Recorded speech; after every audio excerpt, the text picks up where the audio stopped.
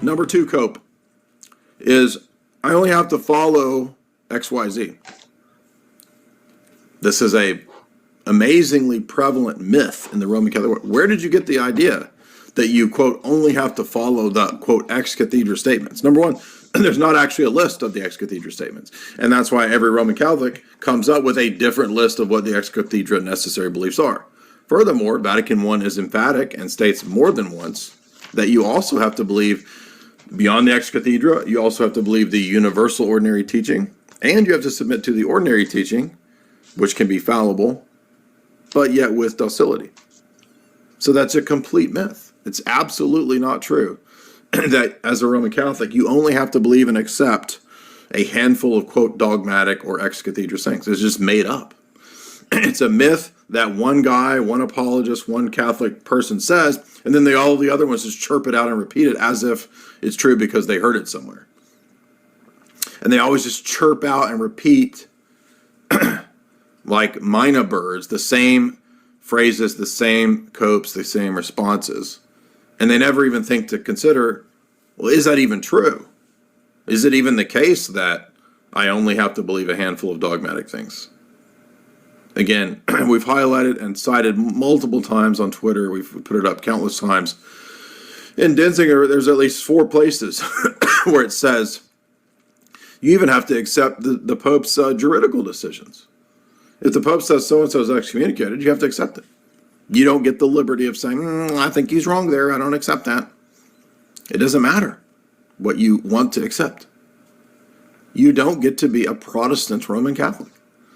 And most of the people who think, I only have to follow blah, blah, blah, blah, blah, by the way, there's never a consistent, coherent idea of what the handful of dogmatic things even are. They're missing the entire point that they're actually being a Protestant. They're just not being a Protestant with the Bible. They're now being a Protestant with, quote, papal teachings. I will go through and sift through thousands of pages of documents and pick out the ones that I've decided through my fallible mental individual intellect line up with the previous, quote, dogmatic teachings. And yet, no layperson is a member of the magisterium. No layperson has that authority. No layperson is ever granted the ability or the authority to, quote, judge the first see. Judging the first see does not mean that only that you have the canonical privileges to judge it and excommunicate. They have this other cope where they say, well, judging the first see means to excommunicate. No, who ever thought that laity had the ability to excommunicate the Pope or the bishops anyway? That's a completely absurd argument. Nobody has ever thought that. That'd be like, so as if it's addressing some impossible absurdity that nobody ever even considered.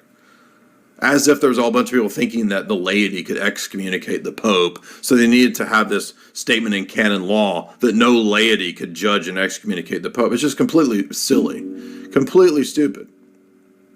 Obviously, the point is that no one in the church, bishop, council, laity, even the Roman College, none of them have the authority or the ability to judge and supersede the Roman See. Clear as day. That's the clear and obvious meaning. And by the way, all these people believe in foundationalism and self-evident truths. Is this not self-evident in your ridiculous position? In your pseudo-Talmudic religion? Is this not obvious? Of course it's obvious. And everybody knows that that's the exact argument they make to every Protestant.